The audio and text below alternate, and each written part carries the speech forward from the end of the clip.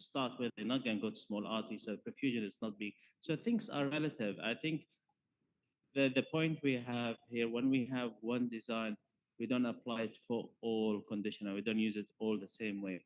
I think as per patient, as per your individual experience. I agree with you. I think this is one limitation, also advantage sometimes. Of course, yeah, as always. Can I ask a last question here? Yeah. One of the problems with the branch is stent graft dislodging. Do you think the inner branch has more stabilize for the branches? I mean, do you have any comparison to say this is better than branched to give it more stabilization? So direct comparison, no, there isn't. Specific data where we looked at our bridging stent in the last 5 years in inner branch and in outer branch in about 160 cases, and we published it, and we didn't see dislodgement. But I don't think this is necessarily a branch stent graft design. I think the bridging stent are much better. In the past, the dislodgement we've seen mainly in expanding poor quality stent. We moved to a better radial force, more stable stent. So, and we haven't seen dislodgement. Now, I think conceptually, it sounds like the inner branch is more stable. You have less gaps, less sac, things are stabilized. So I expect dislodgement. There is no comparative data. And I think time has moved on. People are using more advanced bridging stent. No one is prepared to go and use older one and try to compare. So it's really difficult to get these data. By personal experience, we see them quite stable.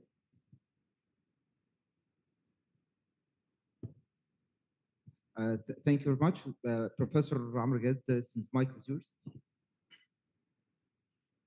The question is Dr. Murat Salam, please. Thank you for this nice presentation about the graft infection. I would like to know, for the people to know as well, what are the early signs when you suggest the presence of graft infection? Is the presence of air around the graft during CT scan examination?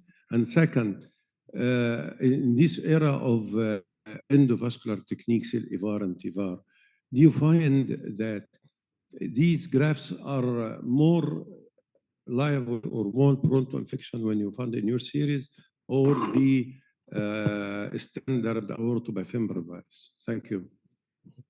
So the first question is, we use the MAGIC criteria, which is a combination of major and minor criteria, radiological, biochemical, and clinical.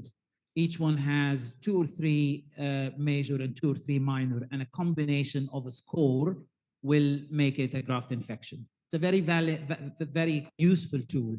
Air is a major criteria if it's after 3 months from any implantation or intervention, and one major with any minor, and you will probably have a minor with air around the graft, will be diagnostic.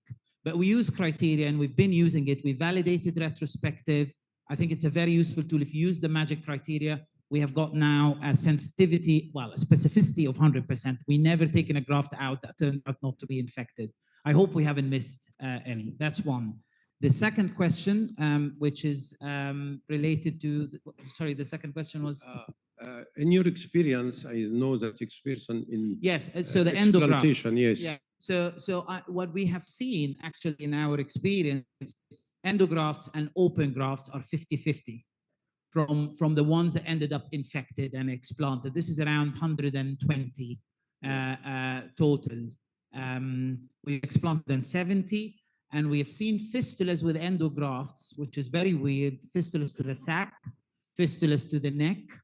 So it's not only with open that you get a duodenal fistula. You can get a fistula with grafts, particularly sac expansion and multiple reintervention. So we found in the endovascular group, the ones that got fistulas and the one that got graft infection, risk factors of reinterventions or sac expansion, rapid expansion, because one of the endo leaks and it causes inflammatory process, and then infection can come.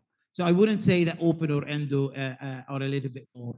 Occlusive disease seems to be more difficult to cover the grafts, and they can poke in the duodenum with time, but not enough of that. Thank you. Dr. Murat, question for you. Yes, yes. Thank you for your interesting presentation about mycotic aneurysm. Is mycotic aneurysm always infected?